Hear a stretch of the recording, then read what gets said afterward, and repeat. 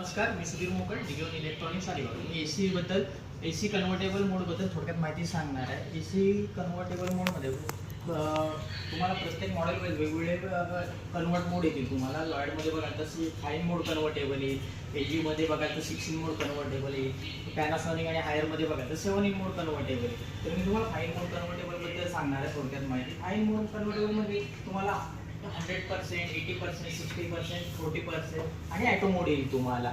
त्यानुसार तुम्ही ॲडजस्ट करू शकता. जर तुमच्या काही फॅमिली मेंबर जर एकच असेल तर तुम्ही 30% पर्यंत ॲटो मोडला ऑपरेट करू शकता. जर तुमचा रूम एरिया जास्त असेल तर टर्बो मोड करून तुम्हाला 110% पर्यंत तुम्ही ॲडजस्ट करू शकता. कारण टर्बो मोड ॲडजस्ट करू शकता. त्यामध्ये तुम्हाला 110% पर्यंत ती एसी वर्क करेल. त्यानुसार तुम्हाला 80%, 60%, 40% अशा प्रकारे वर्क करू शकता तुम्ही.